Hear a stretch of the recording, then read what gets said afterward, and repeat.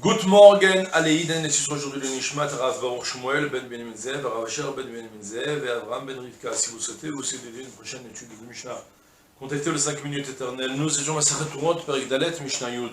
Au Bezo, Rabbi Eliezer Mekel, Rabbi Yoshua Machmir. Bedores litrak tziot al pi akad, ve'eno yodea eizoi.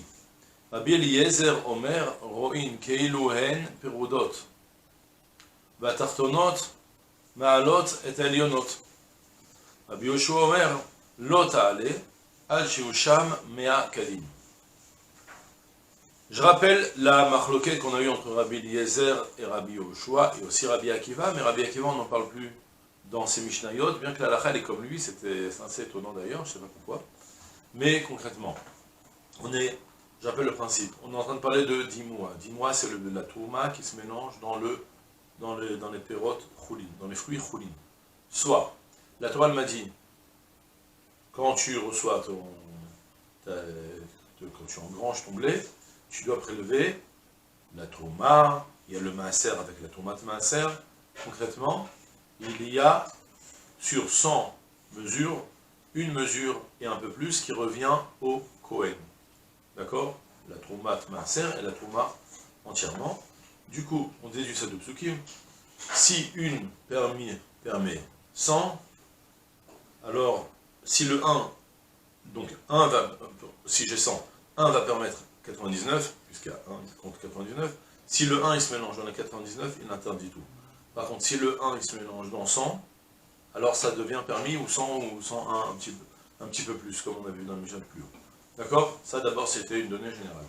Maintenant, on a un cas particulier dans toute cette série de Mishnayot, de mélange qui se passe, où la tourma se mélange envers une certaine partie des fruits, mais pas tous les fruits. Soit, par exemple, on avait évoqué l'histoire avec les figues noires et les figues blanches, et on a une figue noire de tourma qui s'est mélangée dans des figues noires et des figues blanches. Selon Rabbi Yoshua, alors on n'avait que les figues. Toutes les figues, ça s'appelle que maintenant tu as 100 figues, contre une figue de trauma qui s'est mélangée, eh bien ça permet, et Rabbi Eliezer il ne disait pas du tout, la figue noire elle s'est mélangée avec les noirs, pas avec les blanches, donc c'est 1 contre 50, vous vous rappelez le principe?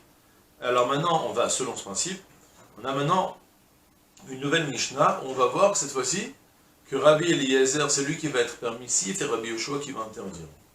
C'est un peu compliqué à comprendre quel rapport entre cette marloquette et ce qu'on avait plus haut, mais on va expliquer autant possible les prochaines.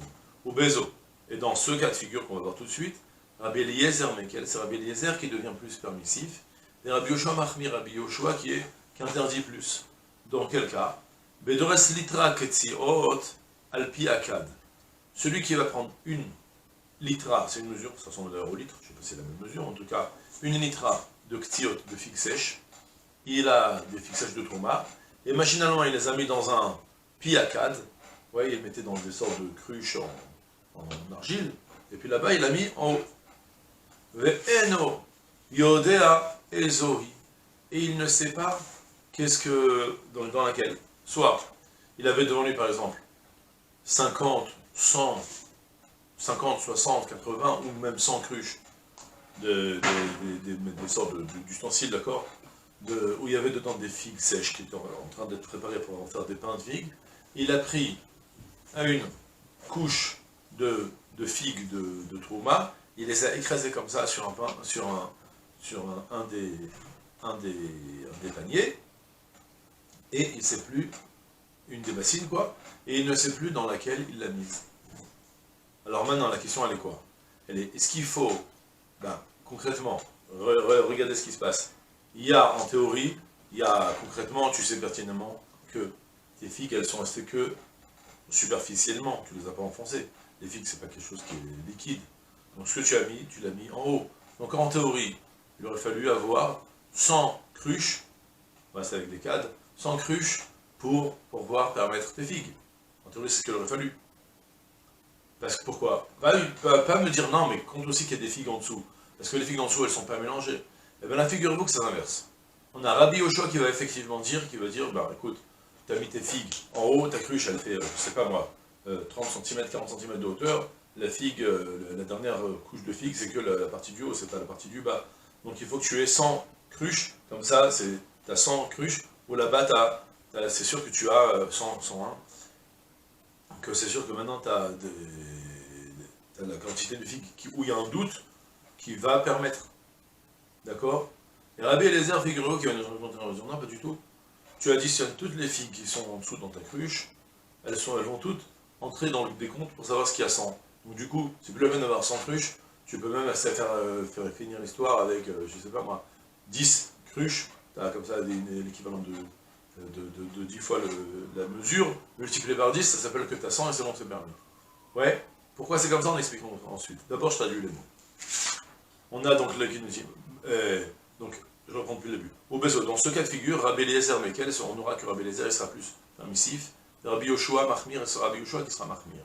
Bedores litra ktiot, celui qui va écraser 1 litre de ktiot, alpi akad, sur la surface, sur la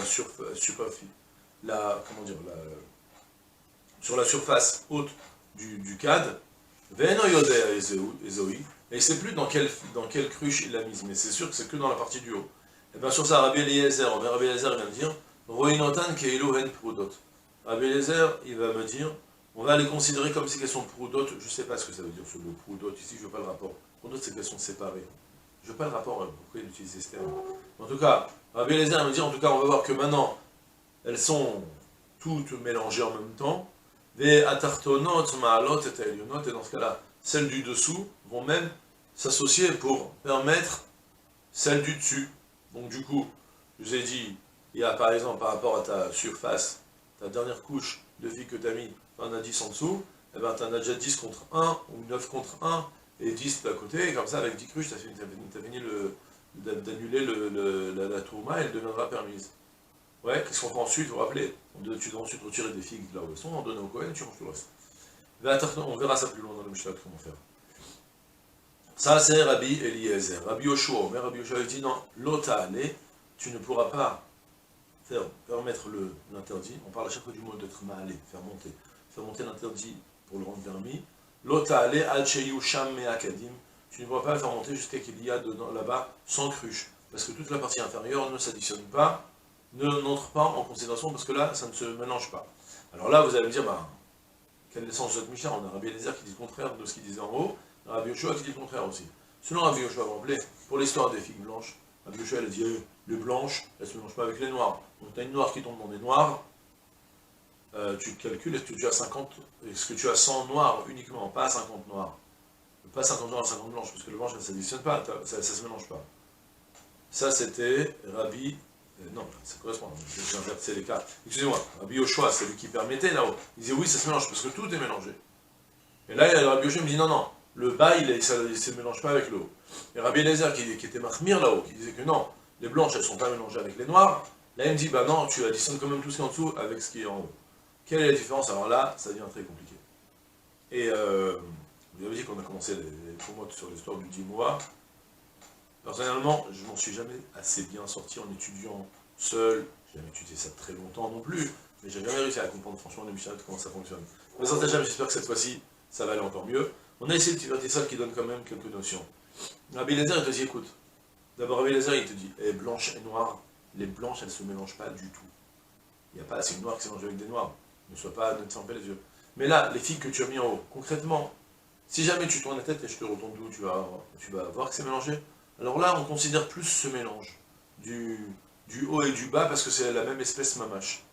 Que ça peut concrètement, ça peut aussi se mélanger, c'est apte à être mélangé.